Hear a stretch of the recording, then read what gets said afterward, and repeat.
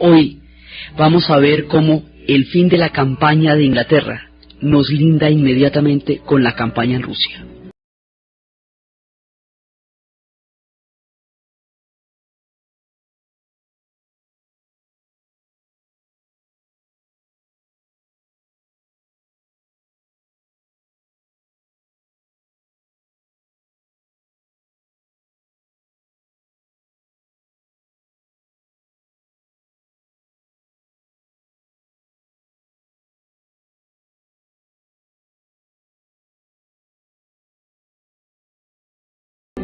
La vez pasada habíamos visto cómo los ingleses resistieron heroicamente durante ese año, antes de que se abriera el frente en Rusia y antes de que entraran los norteamericanos, es decir, resistieron solitos. Esta resistencia es muy importante, porque es lo primero que le va a salir mal a los alemanes. Hasta el momento, hasta que se vayan a meter en la campaña de Inglaterra, en la batalla por Inglaterra, no han visto una los demás, pero mejor dicho, los han visto es pasar por allá. Entonces no ha habido ninguna derrota, eso ha sido tranquilo. El esquema de la guerra relámpago funciona divinamente cuando usted atraviesa calles asfaltadas, ciudades enteras, un continente plano, relativamente plano, no, sin problemas. Pero es que para atacar a Inglaterra les toca montar esos tanques y todas esas divisiones blindadas en barcos y atravesar el Canal de la Mancha y llevarlas hasta la isla de los ingleses. Ahí es donde se complica el asunto. Se complica porque ellos, los alemanes, nunca pensaron en realidad qué hacer con Inglaterra. Pensaron que Inglaterra se iba a rendir al haber caído toda Europa en la guerra relámpago. Primero, en la Primera Guerra Mundial, pensaron que Inglaterra no iba a entrar a la guerra por haber roto la neutralidad de Bélgica, y sin embargo entró por eso. En la Segunda Guerra Mundial, pensaron que Inglaterra no iba a entrar a la guerra por Polonia, ya que no lo había hecho por Checoslovaquia, y entraron. Luego pensaron que Inglaterra iba a pedir una paz. ¿Cómo era una paz? Una paz honrosa que permitiera, digamos, que la mantuviera stand-by, como un poco fuera del juego, mientras seguían todos sus planes de expansión. Nunca contaron con el hecho de que Inglaterra no se la pudieran tomar y no se pudiera rendir. Entonces, primero había que atravesar el Canal de la Mancha para poder pasar allá los tanques, y eso es muy complicado. El ejército que había quedado reducido en Dunkerque, al no ser atacado por las divisiones Panzer, tuvo la oportunidad de ser salvado por la heroica población británica que lo llevó en lo que habíamos contado, que era en barquitos, en latas, en neumáticos, en lo que fuera. Habían logrado salvar 460.000 hombres. Esos 460.000 hombres que fueron transportados por la población civil inglesa a la isla, desde el norte de Francia, desde Dunkerque, en una bolsa, y que van a salvarse, ellos se van a poder recomponer y van a convertirse en un ejército capaz de volver a combatir. Es decir, la primera parte de la guerra es los alemanes ganando todo. Luego esto se empieza a revertir, y poco a poco los demás, cuando se pellizcan, ya se limpian las rodillas, se paran del piso y dicen, bueno, organicémonos porque esto está muy bravo. Entonces, la reorganización de Europa para poder responder todo el ataque empieza primero por la pasada de esta cantidad de este ejército completo a Inglaterra, y empieza por la resistencia de la batalla de Inglaterra. Entonces, en realidad, los alemanes no tenían a Inglaterra muy concreta en sus planes. Tenían claro cómo era que iban a atacar a Rusia, tenían claro una cantidad de cosas, pero no tenían un problema con los ingleses. Los ingleses habían demostrado una voluntad de justicia frente a Alemania respecto de lo que había pasado en Versalles, a diferencia de los franceses que habían sido los artífices del Tratado de Versalles. Pero ellos nunca pensaron que los ingleses fueran a ser realmente sus enemigos, ni que fueran a tener la talla que tuvieron. Entonces no tenían craneada la batalla de Inglaterra, no la tenían muy clara, y ahí empiezan las piedras en el zapato. Cuando empiezan para tratar de ablandar a la isla para poderla invadir, empiezan con la aviación. Entonces lo primero que empiezan a hacer son los bombardeos. Esos bombardeos que estábamos viendo la vez pasada, esos bombardeos originalmente eran sobre los aeropuertos y sobre los hangares, sobre la infraestructura del enemigo, de acuerdo con el esquema con que se estaba peleando esta guerra. en alguna ocasión unos bombarderos cayeron sobre Berlín, pero fue, digamos, y a partir de entonces Hitler entró en un ataque de rabia y empieza a mandar los bombardeos directamente sobre la población civil. Al mandarlos sobre la población civil, es decir, sobre Londres, directamente sobre las ciudades, deja un respiro para que los hangares y los aeropuertos se puedan reconstruir, y se va montando la aviación inglesa. A diferencia de la guerra relámpago en el resto de Europa, los ingleses sí los están esperando, y los están esperando con el radar, y los están esperando con batería antiaérea, y los están esperando con una capacidad de ingeniería muy superior a la alemana. La idea de que los alemanes eran invencibles, de que todo lo que hicieron era perfecto, no es real, y empieza a no serlo, primero por el error de vanidad y arrogancia de que fuera la Luftwaffe la que estuviera atacando a los soldados en Dunkerque y no las divisiones blindadas que los hubieran podido arrasar. Ahí ya les dieron el chance de salvarse todo un ejército y poderse recuperar. Segundo, cuando empieza la batalla de Inglaterra, los ingleses les llevan una ventaja muy grande en ingeniería. Había un tipo que le gustaba hacer cosas perfectas, que tenía un socio en la industria automotriz, y el socio le dio por incursionar en la aviación, que en aquella época era una fiebre y era una cosa muy rudimentaria. El socio se le mató en un avión, y una de las razones por las cuales se le mató a su socio era porque los motores no eran lo suficientemente buenos. Este personaje, en honor a su socio y tratando de que eso no volviera a pasar, llevó a los aviones lo que antes hacían los carros, los motores perfectos. Estos eran los Rolls Royce. Entonces los motores Rolls Royce empiezan a funcionar en el aire y son perfectos, tan perfectos como los carros. Los aviones ingleses, los cazas, tienen mucha más maniobrabilidad, más capacidad de movimiento en el aire. Están en su territorio, luego se pueden abastecer permanentemente de gasolina, mientras que los aviones de la Luftwaffe tienen que bombardear y otra vez atravesar el Canal de la Mancha y devolverse. Cuando se devuelven, van sin escoltas, y ahí en ese momento los ubican los radares y empiezan a dispararles. Entonces empiezan la cantidad de bajas que tuvo la Luftwaffe durante esta época fue absolutamente aterradora, porque esa batalla, la batalla por los cielos, se lo ganó Inglaterra con lo que se llamaría la RAF, la Royal Air Force.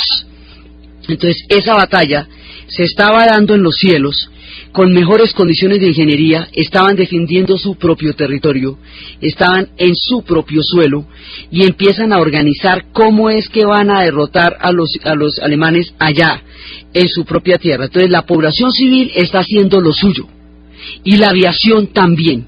Entonces aquí es donde empieza la superioridad. Por un lado, este coraje de los ingleses, el rey y la reina, un día que fue bombardeado el Palacio de Buckingham, en lugar de ser evacuados, deciden quedarse en Londres, debajo de los bombardeos, independientemente de lo que pase, porque ellos están expuestos a la misma suerte que el pueblo inglés. Eso les va a dar un coraje y les va a dar una dimensión con el pueblo inglés muy grande. Hay muchos símbolos. Cuando están en plenos bombardeos, se estrena por primera vez El Gran Dictador, de Charles Chaplin. Hemos hablado de cómo esta película es la primera vez que se ridiculiza a Hitler desde el horror, que se muestra la cuestión judía, la persecución a los judíos, que se muestra el horror que hay detrás de eso, la automatización que hay detrás de eso. Es una película terriblemente crítica, y es divertida, y es dulce, y es profunda, y termina siendo un manifiesto en nombre de la libertad. Es hecha en 1940, la filmaron en el 38, y la estrenan en los bombardeos, cuando Chaplin tenía la claridad que no todo el mundo tenía en ese momento de qué era lo que significaba lo que estaba pasando. El estreno del Gran Dictador va a ser uno de los impulsos de aliento y de fe y de coraje que los ingleses van a agradecer profundamente en los días oscuros de los bombardeos. Entonces, hay muchos símbolos también. La Catedral de San Paul es una de las catedrales más grandes de Europa, es absolutamente descomunal. Y después de un bombardeo de estos, la catedral quedó intacta. Al salir y encontrar la catedral intacta, se dieron cuenta de que había una esperanza, que ellos serían capaces de sobrevivir, que habría un mañana para la ciudad de Londres, y desde entonces la Catedral de St. Paul es el símbolo de la esperanza de la ciudad. Entonces, la aviación, con el radar, porque es que el radar no lo tienen los alemanes, se lo inventaron para esta guerra los ingleses. El radar ubica a los aviones antes de que sean visibles. El sonar ubica a los submarinos en la batalla del mar. Ubica a los submarinos y además de ubicar a los submarinos hay otro personaje, un personaje enclenque, declarado homosexual, que está haciendo una de las labores más importantes y que va a derrotar a los submarinos.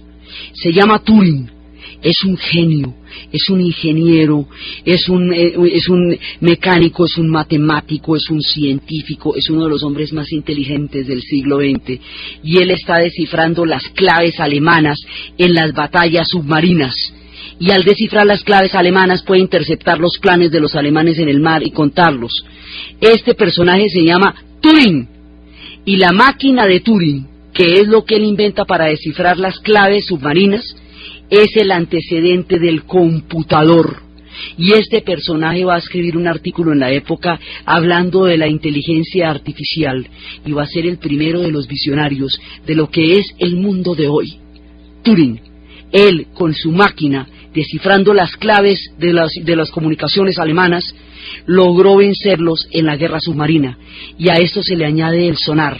El sonar que era tan angustioso, hay una película alemana que se llama El Barco, 2 horas de angustia, sin respirar para que el sonar no capte las ondas. Entonces, Inglaterra está mucho más preparada para defenderse de lo que Alemania nunca soñó. Y la resistencia que le va a dar tanto de la población como la capacidad de fuego de la Fuerza Aérea. Pensaban que no podían usar muchos de los soldados rescatados en Dunkerque porque no entendían inglés. Una vez un escuadrón de polacos vio a un convoy de alemanes y desobedeció la orden de no atacar y los atacó. Entonces los ingleses se la pillaron que todo el mundo era útil en un momento dado de donde quiera que estaba. Así que en todos estos ataques participaron checoslovacos, participaron polacos, participaron rumanos, participaron destacamentos de todas las partes, porque el ejército que estaba en Dunkerque eran los restos de todos los ejércitos de la Europa que habían caído en la guerra relámpago. Entonces están en Inglaterra ahora, reorganizándose. Inglaterra está en los bombardeos, y en ese momento, ahí empieza, es el momento más importante de la resistencia de toda la guerra, porque todavía no ha empezado la campaña, pero ahí en Rusia, pero ahí en ese momento, es la primera derrota que van a tener los alemanes desde que empezó el conflicto. La primera es que alguien se para en sus pies y les dice: hasta aquí y de aquí en adelante ustedes no pasan. Y ese alguien son los ingleses. Y esos escuadrones se llamaban los escuadrones de los cachetes colorados, porque eran unos peladitos recién reclutados con 10, 12 horas de vuelo, que tendrían que aprender a volar y a pelear a la vez, simultáneamente. Esos peladitos que tenían que aprender, porque esto era muy peligroso, porque usted está despegando los aviones y al mismo tiempo lo están atacando. Entonces tiene que despegar a una gran velocidad para que no lo estén atacando. ¿Cómo sería de importante este episodio en la historia de Inglaterra? Que las generaciones futuras no lo olvidarán. En el programa pasado estuvimos pasando a Supertramp. También pasamos a Pink Floyd, que fue con el que iniciamos el capítulo de hoy. Hay un grupo que se llama Iron Maiden, Doncella de Hierro, que es un grupo de metal, que narra la batalla de Inglaterra, tal cual. Narra las divisiones, los escuadrones, lo que había que hacer, los códigos alemanes. Es una narración fidedigna de todo lo que estaba pasando y del riesgo que se estaba corriendo.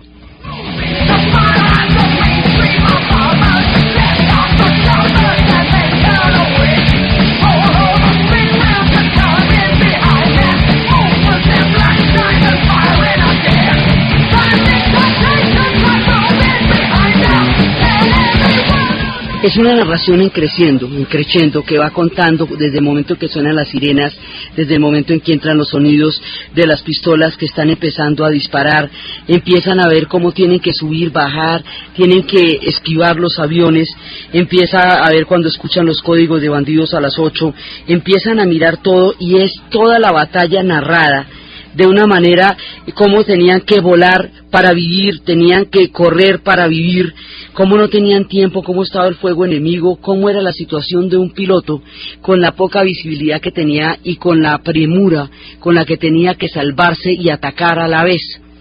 Estos homenajes que se van a hacer desde géneros tan distintos del rock y que se van a hacer continuamente de las futuras generaciones a este momento de Inglaterra, entre otras cosas suceden porque las generaciones futuras de los rockeros serán los hijos de todos estos pilotos que murieron en la guerra. La mayoría de los músicos ingleses nacerían en 1945 y serían huérfanos de todos estos pilotos de la Royal Air Force que murieron en el aire y tendrían una medalla por padre. Y tendrían de todas maneras un futuro porque esta gente fue capaz de pelear como peleó, porque defendieron los cielos de Inglaterra, porque la población se comprometió como se comprometió. Sin este pedazo no es comprensible la derrota alemana y no hubiera habido ninguna guerra que ganar si los ingleses no toman las decisiones que tomaron. Mientras tanto, románticamente, como una manera de tener un poco de paz en medio del fragor de las batallas, se escuchaban en la radio de los ingleses canciones de amor, mientras cada uno de ellos se comprometía a hacer lo que pudiera para ganar la guerra.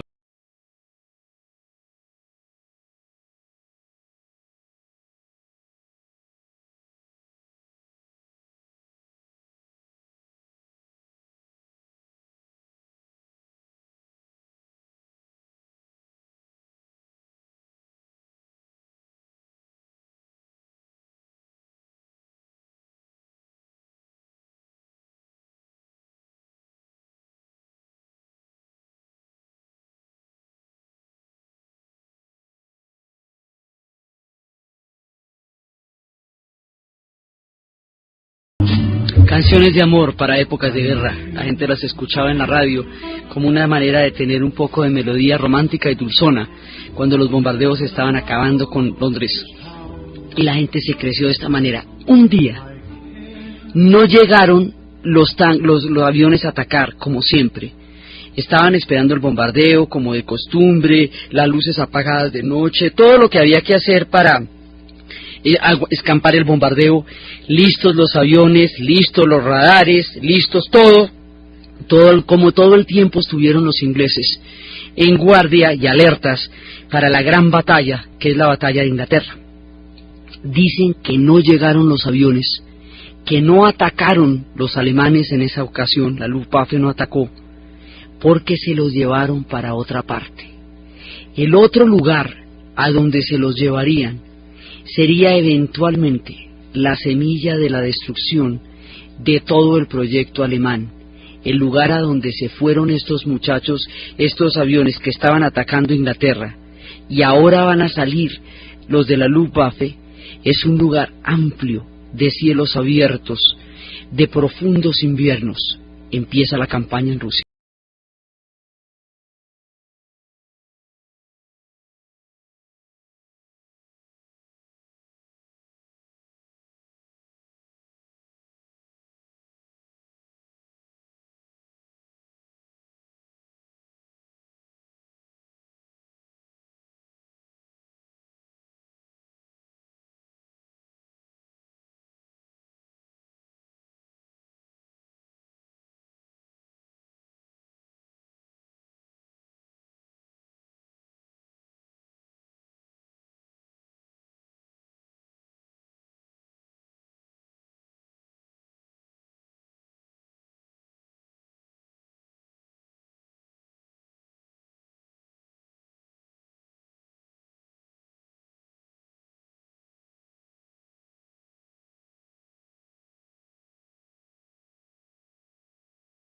¿Qué es esto de la campaña en Rusia? La campaña en Rusia va a complicar la guerra profundamente. Hasta ahora solo hemos tenido un frente. Ese frente es el frente occidental. toda la Europa occidental ha caído, la batalla se libró en Inglaterra, y al no ganarse la batalla de Inglaterra, queda abierto el frente occidental, es decir, eso no se soluciona. El esquema de Hitler era no tener dos frentes a la vez, iba a terminar teniendo 5. Entonces, este frente queda abierto, deciden no seguir atacando Londres, pero en ese momento, porque van a trasladarse a Rusia. Para irse a Rusia, aquí no se ha solucionado nada, pero ya se van a ir para Rusia. Pero no se van a ir para Rusia inmediatamente, porque Hitler no solamente tomó el proyecto de Mussolini, como el propio proyecto que Alemania haría, o sea, no solamente tomó el fascismo como ideología y lo aplicó en forma de nazismo a Alemania, como ya habíamos visto, sino que se convirtió en aliado de Mussolini.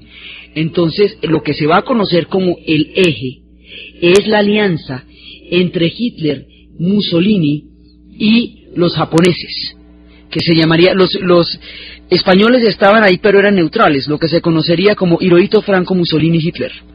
España, digamos, no entra directamente en la guerra, pero estaba del lado de ellos, porque ganó fue el lado que los alemanes habían apoyado con la Legión Cóndor. Ese eje hace que donde quiera que se meta Mussolini, se tiene que meter Hitler, le interese o no. Mussolini aprovecha que estamos en esta guerra para atravesar la Yugoslavia, porque allá están los territorios de Fiume y de Trieste que les habían quitado, o por lo menos no les habían resarcido después de Versalles, y ahí es cuando va a considerar Mussolini que eso es lo que toca hacer, porque no ve que el fascismo surgió por el asunto de Trieste y Fiume, por eso fue que D'Annunzio se tomó Fiume, entonces pues ya, y la guerra se va a hacer para todo eso. Entonces van a entrar a los Balcanes los italianos se van a meter en un montón de sitios que no son del interés de los alemanes, pero los alemanes se van detrás de ellos. Entonces, se meten a los Balcanes, nada tienen que ir a hacer, pero allá se meten a los Balcanes, y también se van a meter al norte del África desde el asunto de Etiopía, pero cuando se meten al norte del África ya no se van a enfrentar con los etíopes, sino que se van a enfrentar con los ingleses, y con los ingleses la cosa es de otro tamaño, completamente distinto, porque ya son las divisiones en el desierto. Entonces, al meterse en los Balcanes, ahí abren un boquete de recursos que se necesitan para llegar a Rusia. Y al meterse en el norte del África, se meten donde no se les ha perdido nada. Nada tenían que ir a hacer al África y se van a meter allá, y allá abren otro frente. Entonces, por eso es que la Segunda Guerra Mundial se complica tanto. Porque a medida que va avanzando el tiempo, se van apareciendo distintos frentes. Todavía seguimos en el año 41, y mire toda la vuelta que hemos hecho. Seguimos en el año 41, arrancamos en el 39, estamos en la primera fase, 39 al 41. Entonces, en este momento, cuando se van a meter en los Balcanes, y al meterse en los Balcanes, van a retrasar tiempo valiosísimo que necesitaban para meterse en la campaña de Rusia. Un tiempo fundamental. ¿Qué se van a poner a hacer en los Balcanes? En los Balcanes va a haber estados que van a colaborar con ellos, como Croacia, que va a crear un estado nazi que se va a llamar la Ustache.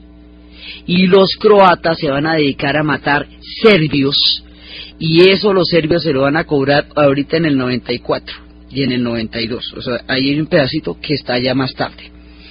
Y se dividen los pueblos de la Yugoslavia a partir de la invasión, hasta que llega un tipo y dice: un momentico, organicémonos. Aquí los enemigos son los nazis y todo aquel que esté aliado con ellos, los italianos fascistas, los ustaches croatas, todo el mundo. Entonces, todas las resistencias que se vayan a armar en contra de los alemanes vienen y hablan conmigo, y yo me pongo de acuerdo con toda la resistencia de todo el mundo, y no me importa de dónde sean, en tanto estén en contra de los alemanes. Entonces, de esa manera va a agrupar los chetniques, que son las resistencias serbias, van a agrupar a todas las demás guerrillas que están resistiendo en las montañas. Los Balcanes fueron tomados en las ciudades, pero no fueron tomados en las montañas. Entonces, en las montañas va a venir la resistencia, y el tipo que dijo: un momentico, organicémonos, se va a llamar Josip Broz Tito. Tito va a librar la campaña de Yugoslavia. Esta campaña va a ser otra piedra en el zapato, porque eventualmente agrupando a todas las resistencias de todas las diferentes repúblicas balcánicas, Tito va a terminar derrotando a los alemanes allá, en su chiquita Yugoslavia. Entonces, este paso es una piedra en el zapato que come un montón de recursos, que hace que una cantidad de recursos que se necesiten para el frente ruso estén en la Yugoslavia y se retardan. Ahí queman tiempo. Eso es lo que la vez pasada habíamos hablado por entre las tiendas, que es que usted, en lugar de llegar derecho a Rusia, se mete por los Balcanes. De ahí no van a salir bien librados tampoco. Entonces, bueno, ya dejan la cosa organizada en los Balcanes. Ahí hay un estado subsidiario nazi que es la Ustache croata. Estados subsidiarios se van a presentar en Europa colaboradores con los nazis también. Así como hay resistencia, hay colaboradores. Y así como hay héroes, también hay traidores. Entonces, el tipo que organizó es Tito, y Tito es croata. Si Tito no fuera croata, probablemente no lo hubieran creído por las profundas divisiones que hay entre los eslavos del sur. Pero él, al ser croata y ver a su propia patria convertida en un estado nazi, eso sí, tampoco no. Eso, mejor dicho, le parece demasiado, y organiza la resistencia de la Yugoslavia. Mientras tanto, van para la campaña en Rusia. Tan supremamente seguros, Hitler le preguntó a uno de sus asesores en cuánto tiempo podrían derrotar a los rusos, y el asesor le dijo que en 6 meses de lambón, porque eso era lo que Hitler quería oír. Pero eso no era verdad, eso no era posible. Entonces, cuando llegan a Rusia, llegan sin suéteres, una campaña que piensan que va a ser de 3 meses. Primero, antes de llegar a Rusia, hay una cantidad de tropas movilizándose en la frontera. Esas tropas movilizándose en las fronteras son una alerta, y los espías, que van a tener un lugar fundamental en esta guerra, van a avisarle a Hitler que mire que los alemanes están rodeando toda la frontera. Hitler le van a avisar a Stalin.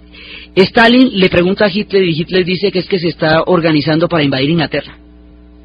Y Hitler lo logra engañar. Esa es la vez pasada habíamos quedado en la perplejidad de no imaginarnos cómo era que Stalin, que era el más perro y el más paranoico y el tipo que no confiaba en nadie, se va a atrever a creerle a Hitler cuando hay una cantidad de tropas movilizándose en dirección a la frontera soviética.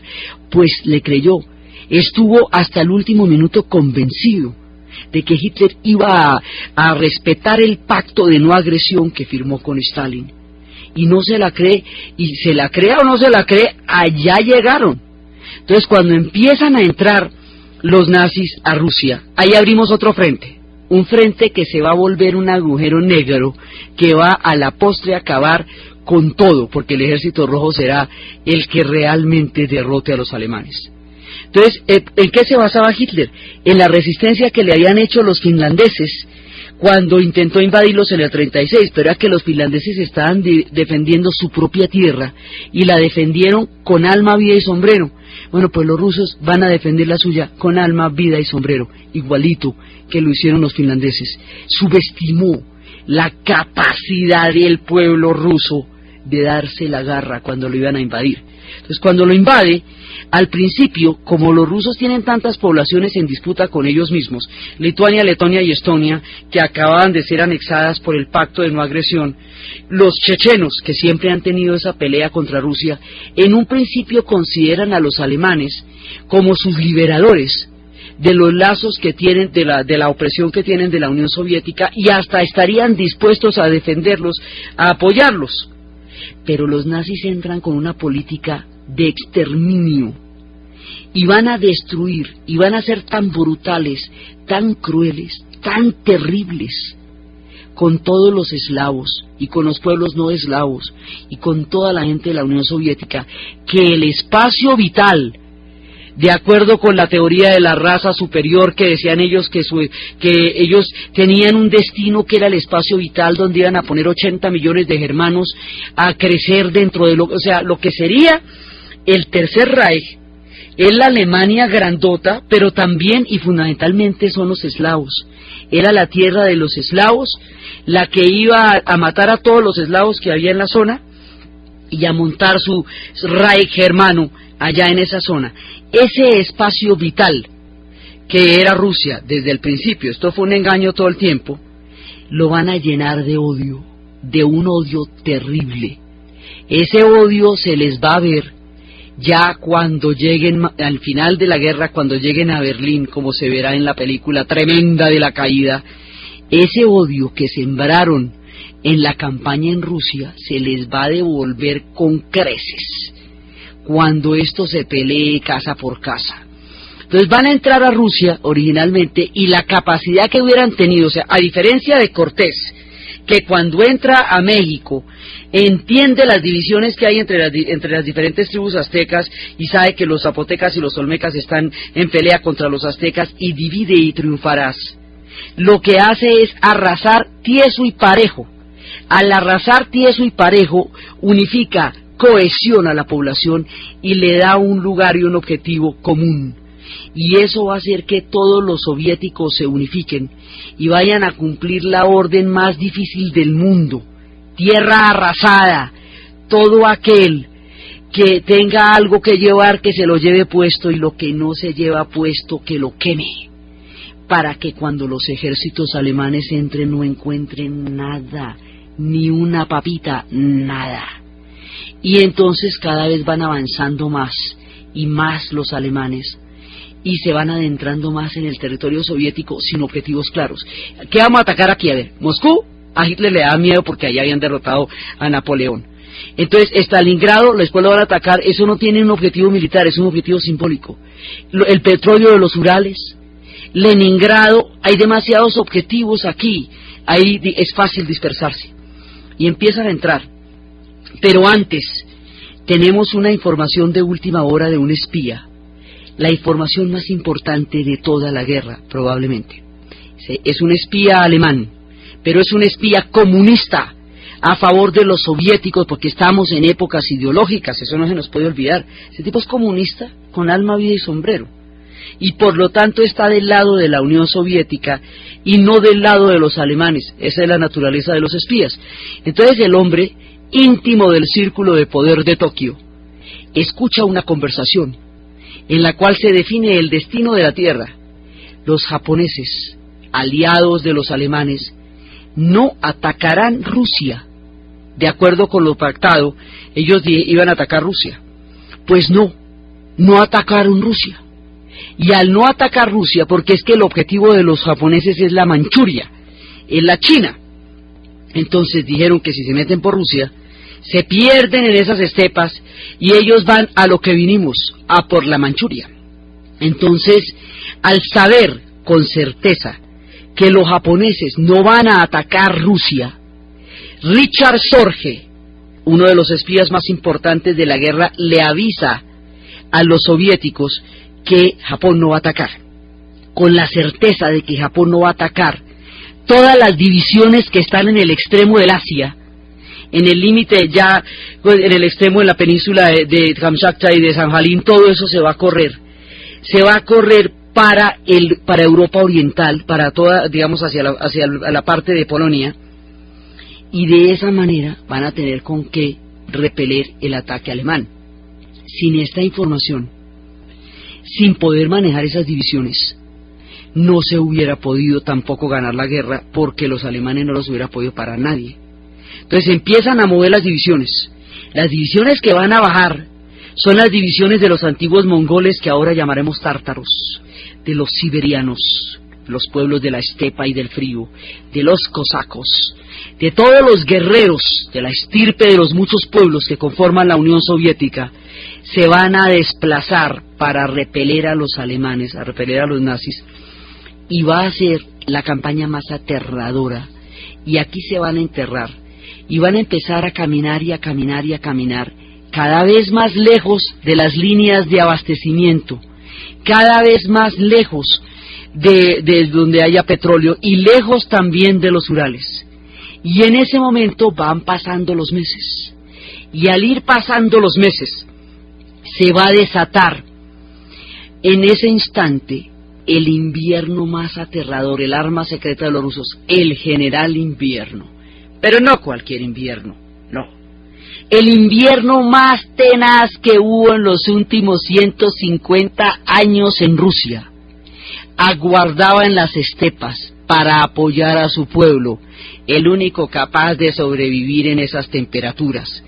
El general Invierno en esta ocasión se portó con más fiereza que nunca, y por primera vez se vieron derrotados ya en tierra.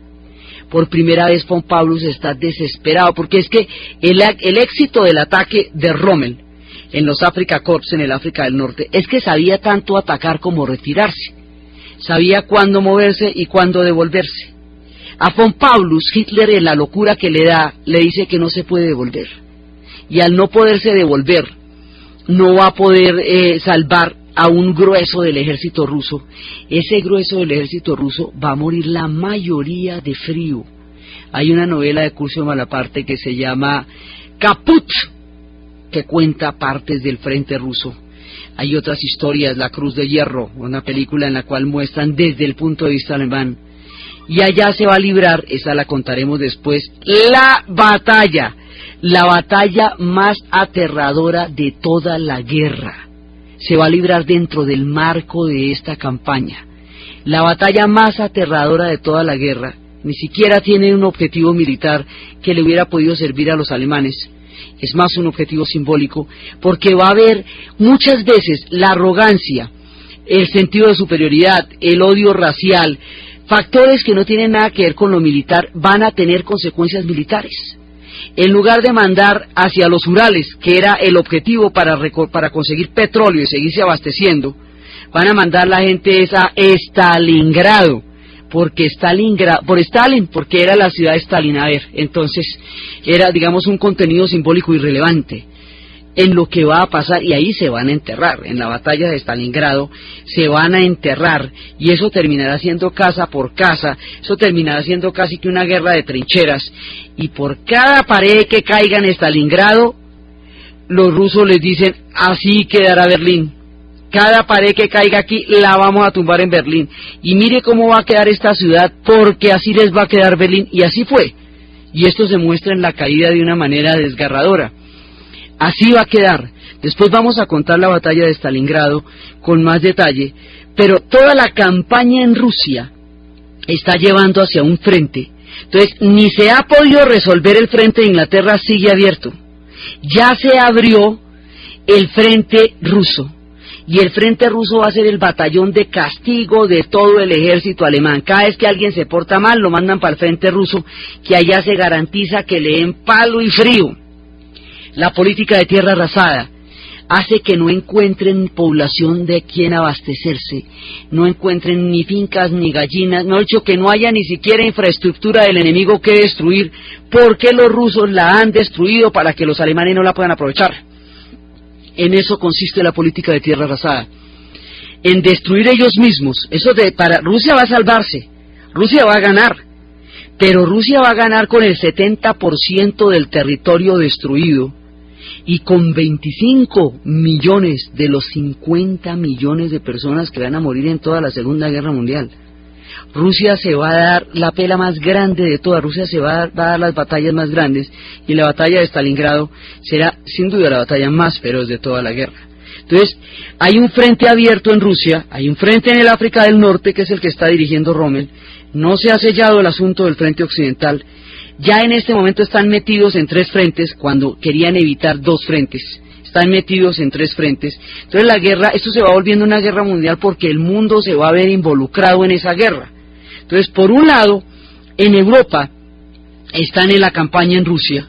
Esto todavía es la parte europea. Cuando la batalla de Inglaterra ni siquiera pudieron aprovechar los barcos de los daneses y de los noruegos, porque los noruegos y los escandinavos, cuando quedaron invadidos, inmediatamente ellos pasaron los barcos a Inglaterra para que no pudieran ser aprovechados.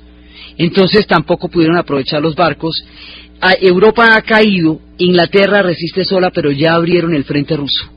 Al abrir el frente ruso se van a meter en un lugar, en un callejón sin salida, cada vez más lejos de las líneas de abastecimiento, exactamente de la misma manera como fue derrotado Napoleón por Alejandro I en las épocas de la batalla de Borodino, de la Guerra de la Paz y las batallas napoleónicas. Exactamente lo mismo.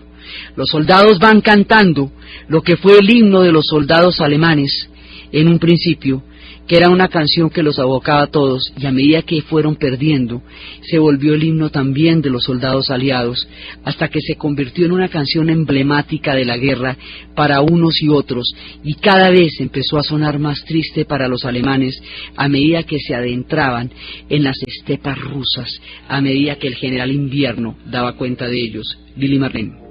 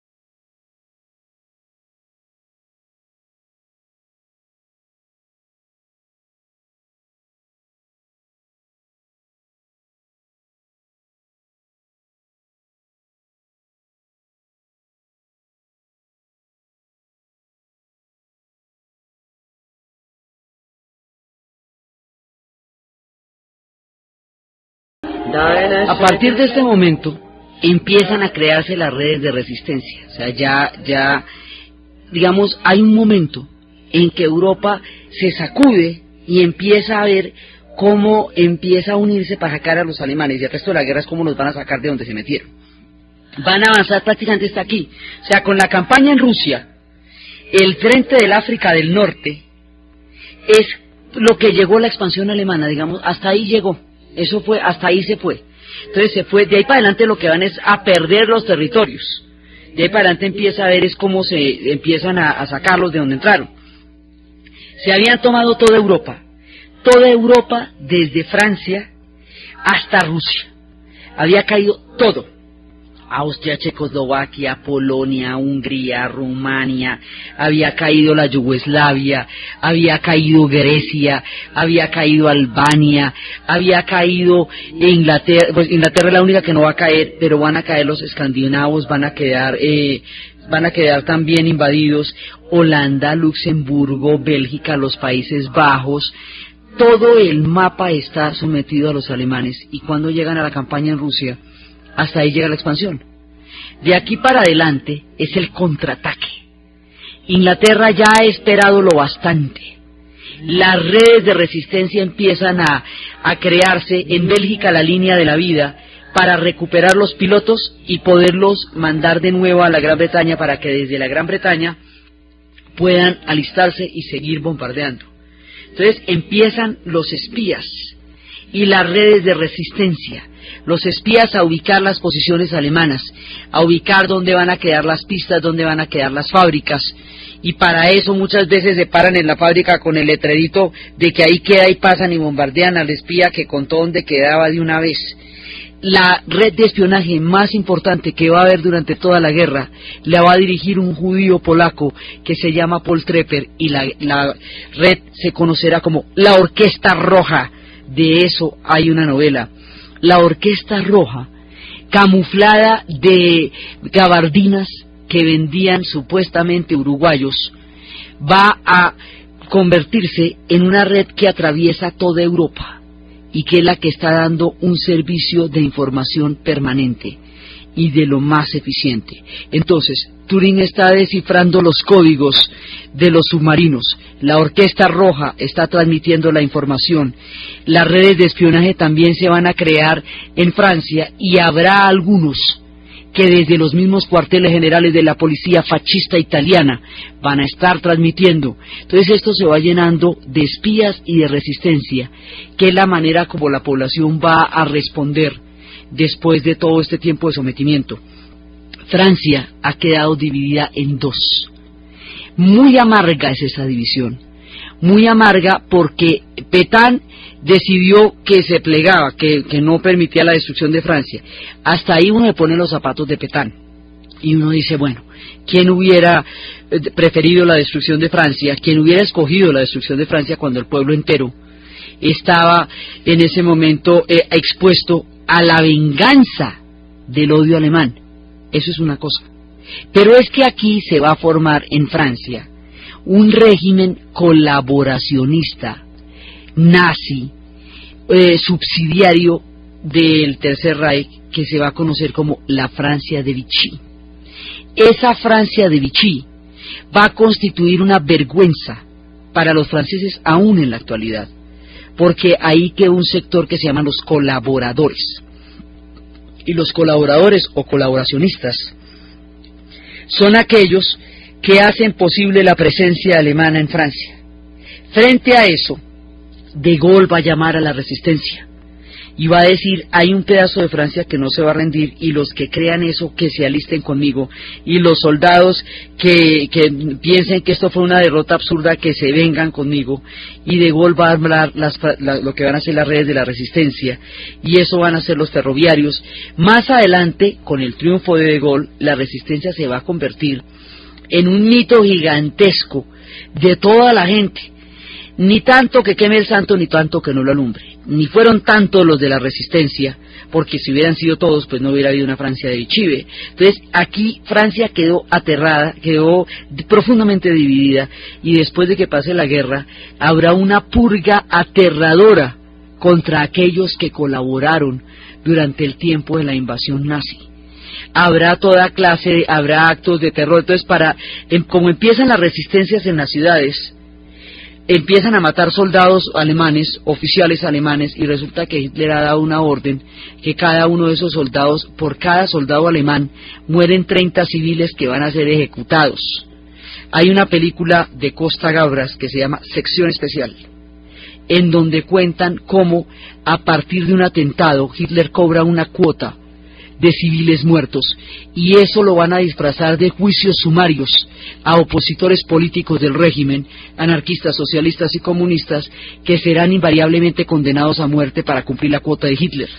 También pasará algo terrible en Italia, cuando 72 oficiales y soldados alemanes sean volados. Los nazis van a ser volados en un atentado, y por ellos van a pedir una cuota a Italia de 370 personas. Esa cuota de las 370 personas la van a entregar y los van a ejecutar en las cuevas argentinas. Carlo Ponti sacó una película respecto a este episodio que se llama Masacre en Roma, que le costó 10 años de exilio en Italia.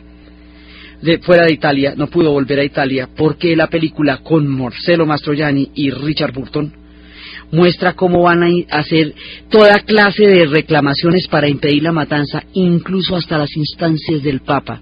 Pero como el Vaticano estaba comprometido con el fascismo y el fascismo estaba aliado con el nazismo, no hicieron nada para impedir la matanza, y estas personas fueron asesinadas con un tiro de gracia en las cuevas argentinas.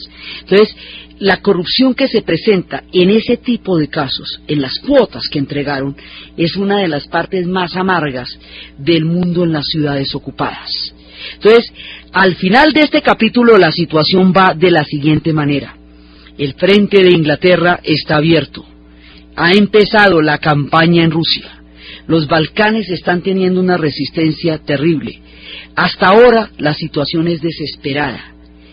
En el siguiente programa, un ataque por el otro lado, completamente distinto, en el otro pedazo de la guerra que aún no hemos mencionado, va a producir la entrada de los Estados Unidos en la guerra.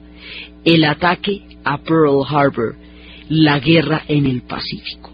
El curso que van a tomar estos acontecimientos a partir del ataque a Pearl Harbor y el momento en que Inglaterra ya ha resistido lo más, y los soldados entrando en las frías estepas, es lo que vamos a ver en el siguiente programa. Entonces, desde el impresionante heroísmo no solamente del pueblo británico, sino de todos aquellos pilotos de la Royal Air Force que dieron la talla de los acontecimientos y lograron parar los ataques de expansión, desde el heroísmo del pueblo ruso, que es capaz de dejar su santa tierra, quemarla y arrasarla para poder defender todo el suelo soviético, desde la extraña confianza de Stalin en el hombre en el que menos se podía confiar de todos los mortales, y todas las campañas de esta guerra que se va complicando cada vez más. En la narración de Ana Uribe, en la producción Jessy Rodríguez, y para ustedes feliz